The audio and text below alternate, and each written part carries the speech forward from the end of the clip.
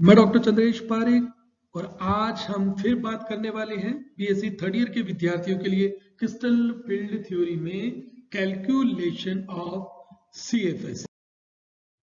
देखिए हमारे पास में दो तरह की ज्योमेट्रीज हैं। एक होती है ऑक्टाहेड्रल यानी कि अष्टफलकीय और दूसरी होती है टेट्राहेड्रल यानी कि चतुष्फलकीय ज्यामिति। इन दोनों ज्योमेट्रीज ये कैसी होती है, इनमें स्प्लिटिंग कैसे होती है, इसको हम पहले से बात कर चुके हैं डीडी स्प्लिटिंग और उसके लेटर वाले पार्ट्स में। तो आप जरूर से हमारे पांचों पार्ट्स को फिर से एक बार देखिएगा। आज हम बात करेंगे क्रिस्टल फील्ड स्टेबलाइजेशन एनर्जी को, सीएफएसई को, कि हम उन दोनों के लिए कैसे कैलकुलेट करते हैं, कौन सा फॉर्मूला होता है। तो आपके सामने ये स्क्रीन के ऊपर है ऑक्टाहेड्रल ज्योमेट्री। ऑक्टाहेड्रल ज्योमेट्री में यहां हमारे सामने क्या है, 5 डी ऑर्बिटल्स हमने मेटल के लिए लिए। ये हमारे पास में पांचों क्या है, यहाँ पर डी ऑर्बिटल होंगे। आपके पास में अवेलेबल रहेगा जो भी कॉम्प्लेक्स होगा, तो आपको सबसे पहले क्या करना होगा, आपको उस कॉम्प्लेक्स के लिए नंबर ऑफ डी इलेक्ट्रॉन्स को काउंट करना होगा। वो तभी पॉसिबल होगा जबकि आप ऑक्सीडेशन स्टेट उसकी निकाल लें। तो एक बार जब आप नंबर ऑफ डी इलेक्ट्रॉन्स को यहाँ पर फिल कर लेंगे ना, 1 बाई 1 1 2 3 4 5 इस तरह से, उसके बाद अब हम क्या करेंगे, उनकी फिलिंग करेंगे। जब इलेक्ट्रॉन की फिलिंग होती है तो उसके बाद हमारे पास में कुछ फॉर्मूला होता है। इलेक्ट्रॉन की फिलिंग को भी हम हमारे सीएफटी पार्ट 4 में देख चुके हैं कि इलेक्ट्रॉन की फिलिंग हाई स्पिन या लो स्पिन कॉम्प्लेक्सेस में किस तरह से होती है। तो उस केस के अंदर हमें सीएफएसई को कैलकुलेट कैसे करना है, ये हमारे पास में फॉर्मूला होगा। देखो यहां पर क्या है, हमने लिखा है सीएफएस यानी कि crystal field stabilization energy is equals to -0.4 into M T2G। इसका मतलब क्या हुआ, इसका मतलब ये हुआ T2G ये वाले पार्ट के अंदर जो इलेक्ट्रॉन्स हैं वो माइनस में क्योंकि हमारे पास में अगर हम कहते हैं बैरी सेंटर था, तो इसके नीचे जाने की वजह से वैल्यू जो एनर्जी की आएगी वो कैसी आने वाली है, वो माइनस में आएगी। तो ये वाला पार्ट रहा माइनस का, तो हम यहां लगाते हैं माइनस। तो -2/5 का मतलब क्या रहा, 0.4 डेल ओ। और हम ये भी देख चुके हैं कि डेल ओ का मतलब क्या होता है, 10 dq। तो 1 del O is equal to 10 dq होता है।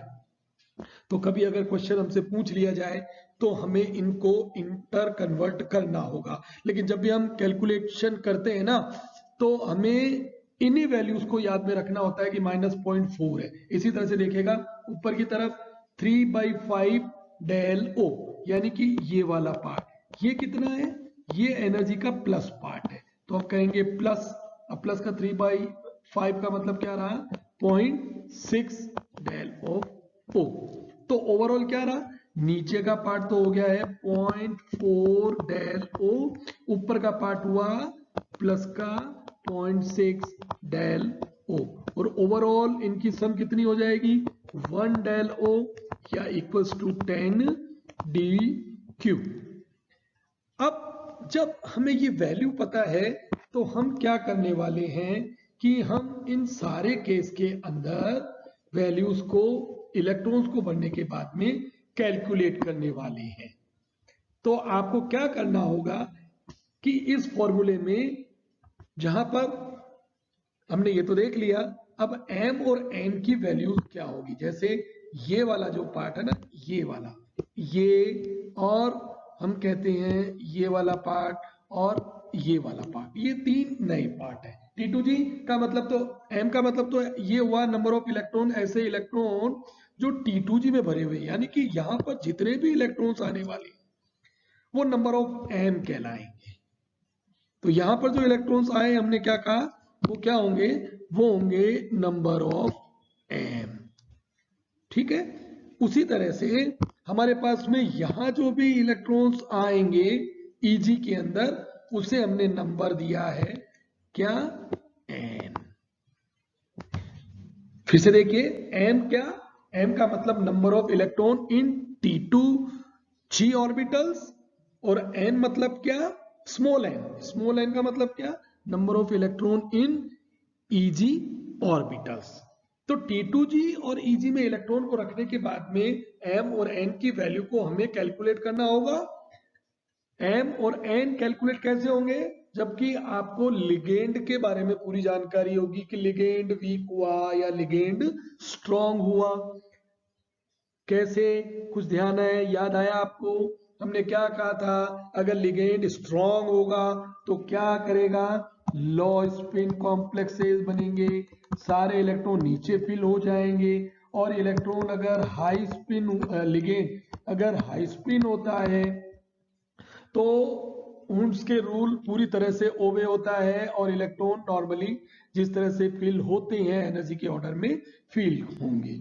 ठीक है, तो इस तरह से हमें क्या करना है, हमें इस फॉर्मूले को यूज में लेना है। किसके लिए ये फॉर्मूला हुआ, सिर्फ और सिर्फ ऑक्टाहेड्रल कॉम्प्लेक्सेस के लिए।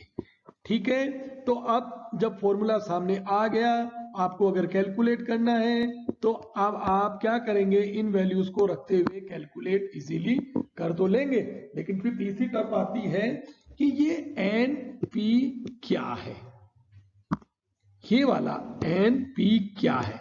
देखिए बिल्कुल नई टर्म है, हम कहते हैं ये क्या है, पेयरिंग एनर्जी की टर्म है, और ये पूरी तरह से डिपेंड करती है लिगेंड के ऊपर। लिगेंड के ऊपर कैसे है कि साहब, हम ये कहते हैं कि लिगेंड ने फोर्सफुली, क्या, किस तरह से, फोर्सफुली की बात कर रहे हैं हम,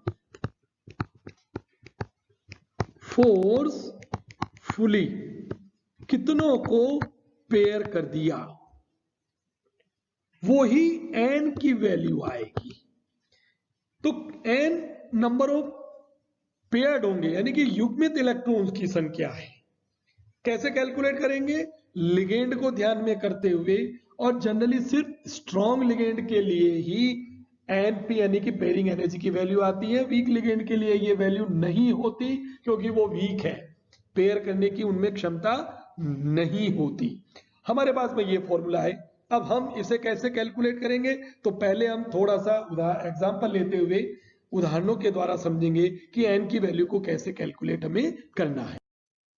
तो n की वैल्यू को हम कैसे कैलकुलेट करेंगे, अपन इसी की बात करते हैं। सपोज कीजिए मेरे पास में कॉन्फ़िगरेशन है D5 का।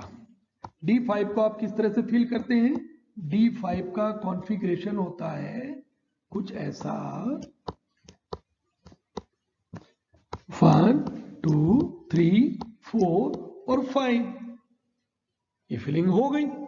इसी तरह से अगर D5 का ये केस है, लेकिन लिगेंड वीक या स्ट्रॉन्ग हो सकते हैं, तो इस केस के अंदर युग्मित इलेक्ट्रॉन्स कितने हुए, युग्मित की बात करें तो एक भी जोड़ा नहीं है, तो n की वैल्यू कितनी हो जाती है, n की वैल्यू हम कहते हैं कि 0 रहेगी। अब सपोज कीजिए हमारे पास में आता है इलेक्ट्रॉनिक कॉन्फ़िगरेशन D6। अब D6 के लिए कैलकुलेट करना है, वो ही हम डीजनरेट का केस ही ले रहे हैं, बाकी की बात हम बाद में करने वाले हैं। अब इलेक्ट्रॉन की फिलिंग हुई कुछ ऐसे 1 2 3 4 और 5, और ये हमने ले लिया यहाँ पर, थोड़ा सा चेंज करते हैं, ये 6 आ गया। तो छठा इलेक्ट्रॉन कहाँ गया, यहाँ। ये तो नॉर्मल रूल था। अब क्या होगा कि मुझे यहां पर दिखाई तो 1 दे रहा है, हमने कहा ये, लेकिन ये क्या लिगेंड के द्वारा हुआ है क्या, तो हम कहेंगे बिल्कुल नहीं, ये नॉर्मल कंडीशन में भी यहां पर इसी तरह से पेयर होता। तो n की वैल्यू को कैलकुलेट कैसे करेंगे, कि हम उदाहरण एग्जांपल लेते हैं हमारे पास में D5 का। सबसे पहले ये मैंने लिया D5, ये बनाया D5 को इस तरह से, ये D5 बना, ये इलेक्ट्रॉन्स मैंने फिल किए D5 में इस तरह से। अब ऑक्टाहेड्रल ज्योमेट्री है, ऑक्टाहेड्रल ज्योमेट्री में स्प्लिटिंग में नीचे कितने आते हैं, 3 ऑर्बिटल, ऊपर कितने आते हैं, ये 2 ऑर्बिटल, इनको हमने कहा था T2G, ये है हमारे पास में Eg। अब हम बात करते हैं, मानिएगा लिगेंड मैंने क्या लिया, लिगेंड मैंने लिया वीक। तो पहला केस अगर वीक लिगेंड का है तो क्या होगा, इलेक्ट्रॉन की फिलिंग कैसे होगी, वीक है उनके रूल को मानते हुए, नंबर 1 इलेक्ट्रॉन, नंबर 2 1 2 ये 3, फिर उसके बाद में चौथा इलेक्ट्रॉन कहां जाने वाला है, या तो आप कहते हैं यहां जाएगा, लेकिन चूंकि लिगेंड वीक है तो क्या होगा, वो उन रूल ओबे करेगा, ये चला गया नंबर 4 और ये आ गया नंबर 5। तो इस केस के अंदर P की वैल्यू कितनी, N की वैल्यू कितनी हो जाएगी, क्योंकि पेरिक एनर्जी को हम जानना चाह रहे हैं, हम कहेंगे N हो गया साहब यहाँ पर 0, और N की वैल्यूज अगर 0 यहाँ पर हो गई है तो इसका मतलब वीक लिगेंड के लिए वैल्यू 0 ही रहने वाली है, हमेशा 0 ही रहेगी, क्योंकि वो हमेशा उनके रूल को ओबे कर रहा है। लेकिन केस अगर चेंज होता, हम कहते साहब वीक नहीं रहा, अब ये लिगेंड कैसा हो गया, लिगेंड हमारे पास में अगर लिगेंड हमारे पास में अब हो जाता है, हम कहते हैं स्ट्रॉन्ग। अब लिगेंड अगर स्ट्रॉन्ग है तो देखिए क्या होगा, इलेक्ट्रॉन 1 2 3, फिर नंबर 4 इलेक्ट्रॉन अब यहां नहीं जाएंगे, ऊपर नहीं जाने वाले, यहां आप फिल करते हैं वो गलत होगा क्योंकि लिगेंड स्ट्रॉन्ग है। तो स्ट्रॉन्ग लिगेंड क्या करता है, स्ट्रॉन्ग लिगेंड में इलेक्ट्रॉन्स में नीचे रहेंगे, लो स्पिन का है, पहले सारे कपल पेयरिंग हो जाएगी इनकी, तो हम क्या करते हैं इन्हें पेयर कर देते हैं, ये नंबर 4 ये 5 और 6। तो नॉर्मल कंडीशन में n की वैल्यू कितनी थी, 0 ही थी, लेकिन यहां पर n की वैल्यू कितनी हो गई है, अब 3 हो गई है, यानी कि ये लिगेंड इंड्यूस्ड व्यवस्था है। ये अरेंजमेंट किससे आया, ये लिगेंड ने किया है, इसलिए हम क्या कहते हैं n की वैल्यू 3 होगी। n की वैल्यू किसके लिए आएगी, क्योंकि हमें np को कैलकुलेट करना होगा। तो जब हम n की वैल्यू को कैलकुलेट करेंगे उसके बाद ही CFSE में आगे बढ़ पाएंगे, तो वो कैलकुलेट करना है। तो आज हमने इस केस को देख लिया। अब सपोज कीजिए, ये तो हमने D5 की बात की, अब हम क्या करते हैं, इसको चेंज करते हैं थोड़ा सा, और करके हम ले लेते हैं D6 का केस, D6। अब D6 अगर होता तो मैं कैसे बनाता, यहां पर आता 1 2 3 4 5 और 6 इलेक्ट्रॉन कहां आया, वो यहां आया। अब हमारे पास में हम कहते हैं कि स्प्लिटिंग हुई, स्प्लिटिंग हुई, ये हमने इस तरह से इनमें स्प्लिटिंग की। नीचे चूंकि ऑक्टाहेड्रल की ही बात हो रही है, नीचे ये T2G, ऊपर बना लिया हमने EG, ये EG, ये T2G। अब हमें क्या करना है, हम ये पहले वीक की बात कर लें, चलिए वीक को ले लेते हैं। तो वीक में क्या होगा, वीक में इलेक्ट्रॉन की फिलिंग कैसे होगी, इलेक्ट्रॉन की फिलिंग होगी कुछ ऐसे 1 2 3 4 5 और इसके बाद में ये आ गया इलेक्ट्रॉन नंबर 6। तो अब आप क्या कहोगे, n की वैल्यू 1 है, और मैं बड़ा अचंभित हूं कि अच्छे अच्छे ऑथर्स की बुक में भी ये गलतियां देखने में आ रही है।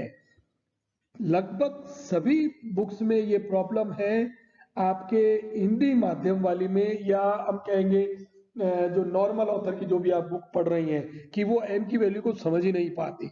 लेकिन मैं उम्मीद करता हूं कि आप अच्छे से इसे समझ पाएंगे। इस केस में यहाँ पर n की वैल्यू कितनी होगी, n की वैल्यू 1 नहीं होने वाली है। क्यों, क्योंकि लिगेंड से नहीं जनरेट हुई है, ये तो व्यवस्था यहाँ पर n बराबर 1 ही था, तो 1 एज इट इज रहा, तो लिगेंड से इंड्यूस थोड़ी है, लिगेंड ने फोर्सफुली थोड़ी जनरेट किया है। तो हम क्या कहते हैं, यहाँ पर n की वैल्यू कितनी है, कितनी हुई बताइए, n की वैल्यू कितनी हुई है, हम कहते हैं साहब इस केस में n की वैल्यू 0 होगी, ना कि n की वैल्यू 1। अगर n की वैल्यू 1 होती है हम कहते हैं ये गलत होगा, ये वीक लिगेंड है। अब सेकंड केस को लेते हैं, हम वीक के बजाय क्या करते हैं, हम वीक के बजाय ले लेते हैं स्ट्रॉन्ग को, ठीक है, स्ट्रॉन्ग की बात करते हैं। क्या हो गया कि हमारे पास में अब लिगेंड आपने कहा स्ट्रॉन्ग है। अब लिगेंड अगर स्ट्रॉन्ग हुआ तो फिलिंग ऐसे होगी, फिलहाल हमें यहां से भी हटाना होगा क्योंकि लिगेंड हमने स्ट्रॉन्ग लिया है। अब इलेक्ट्रॉन की फिलिंग 3 इलेक्ट्रॉन स्ट्रॉन्ग है, ये नंबर 4, ये नंबर 5 और ये नंबर 6, तो 6 इलेक्ट्रॉन नीचे चले गए। नॉर्मल कंडीशन होती तो इलेक्ट्रॉन ऊपर जाते, लेकिन n की एक वैल्यू तो रहने वाली है ही क्योंकि उसमें लिगेंड का रोल नहीं है।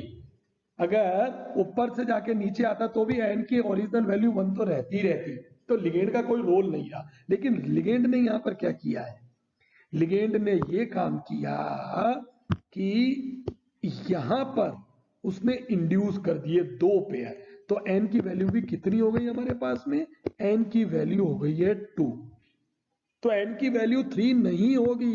फिर से मैं कहता हूं n की वैल्यू 3 नहीं होगी। क्यों? क्योंकि 3 अगर आप इसको लेते तो इसमें इस वाली वैल्यू को भी क्या करते, माइनस करते, तो 2 ही आती। तो इस तरह से 1 बाय 1 हम क्या करेंगे, इन सबको कैलकुलेट करते जाते हैं। तो अभी हमने क्या किया, n की वैल्यू को अलग अलग तरीके से कैलकुलेट करना देख लिया। जब आप n की वैल्यू को अब आप कैलकुलेट कर लेंगे तो फिर उसके बाद में ये हमने बनाया है पेरिसेंटर से उसी वैल्यू को लिया ऑक्टाहेड्रल के केस में, और इसमें देखिएगा ये ऑक्टाहेड्रल का केस T2G EG, और इस तरह से हमने क्या किया इसको। तो ऑक्टाहेड्रल ज्योमेट्री के बाद में बात करते हैं हम टेट्राहेड्रल ज्योमेट्री की, कि अगर टेट्राहेड्रल ज्योमेट्री होती तो उसके लिए CFSE कैसा होता। देखिए ये वाला पार्ट है हमारे पास में टेट्राहेड्रल कॉम्प्लेक्स के लिए कैलकुलेशन ऑफ CFSE का। यहां क्या होगा, यहां एक्चुअली क्या हो रहा है कि नंबर 1 वाला जो पार्ट है ये तो हमने कहा ज्योमेट्री वाला पार्ट है, नंबर 1 वाला पार्ट, ये वाला पार्ट ज्योमेट्री का है जो बताता है कि ये टेट्राहेड्रल है, और नंबर 2 वाले में स्प्लिटिंग वाला पार्ट है। अब जैसा कि हमें पता है कि टेट्राहेड्रल ज्योमेट्री कैसी होती है कि ऑक्टाहेड्रल ज्योमेट्री का बिल्कुल रेसिप्रोकल, उसका उल्टा पार्ट होगा। यहां पर E चला जाएगा नीचे और T2 चला जाएगा ऊपर, लेकिन साथ में क्या होगा, जो वैल्यूज होगी वो भी चली जाएंगी। वैल्यूज कैसे जाएंगी कि अब नीचे ये माइनस का पार्ट और ये कुछ प्लस का पार्ट, तो इसका मतलब यहां पे क्या हो जाएगा, माइनस का पॉइंट कितना 6, 3/5 कितना होता है 0.6, और ऊपर का प्लस 2/5 का मतलब कितना, प्लस पॉइंट का 4, तो ओवरऑल टोटल कितनी हो जाएगी डेल टी की। बस ये हमें देखना होगा कि टेट्राहेड्रल ज्योमेट्री अगर है तो टेट्राहेड्रल ज्योमेट्री में स्प्लिटिंग बहुत ऑक्टाहेड्रल से लगभग आधी या बहुत कम होती है। तो अब अगर कम होती है तो अब आपके लिए ये मेरा प्रश्न है कि उस केस में लिगेंड का कोई फर्क पड़ने वाला है क्या। बिल्कुल सोचिए और बताएं। बिल्कुल लिगेंड अब यहाँ पे चाहे स्ट्रॉन्ग ले या वीक ले कोई फर्क नहीं पड़ेगा। लिगेंड कैसा होगा, लिगेंड हमेशा वीक की तरह ही बिहेव करेगा ऑलवेज। लिगेंड वीक क्यों होगा, क्योंकि स्प्लिटिंग बहुत कम है। स्प्लिटिंग अगर कम है तो वो हुंड-सूल को हमेशा ओबे करने वाला है। तो उस केस में क्या हो जाएगा, हमारे पास में फॉर्मूला, ये अपने पास में फॉर्मूला है, यहाँ पर n की वैल्यू हो गई है 0, और n की वैल्यू अगर 0 है, n की वैल्यू अगर 0 है तो ध्यान रखें टेट्राहेड्रल के केस में पेयरिंग एनर्जी के वैल्यू को, n की वैल्यू को हमेशा क्या रखेंगे अपन 0, इसलिए हमने फॉर्मूले में n को लिया ही नहीं है। आप अपनी बुक्स को निकालें और चेक कीजिएगा, क्योंकि सभी बुक्स में कहीं न कहीं प्रॉब्लम्स पेयरिंग एनर्जी को निकालने में रही है, तो आप ये गलती नहीं कीजिएगा। तो ध्यान रखना है सिर्फ इतना कि अगर ऑक्टाहेड्रल कॉम्प्लेक्स है तो ही हम पेयरिंग एनर्जी की बात करेंगे, उसके फॉर्मूले में ही हमारे पास में एनपी आने वाला है। और वो भी कब? जबकि लिगेंड स्ट्रॉन्ग होगा। अगर वीक है तो हम बिल्कुल पैरिंग एनर्जी की बात वहां पर नहीं करते। और टेट्राहेड्रल ज्योमेट्री के लिए हमेशा एनपी के पार्ट को लेते ही नहीं है, क्योंकि वहां पर भी हमेशा n बराबर 0।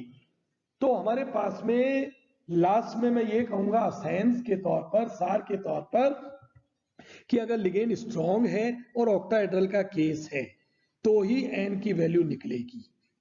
इस केस के अलावा अगर टेट्राहेड्रल हुआ या लिगेंड वीक हुआ तो हमेशा n की वैल्यू कितनी होगी?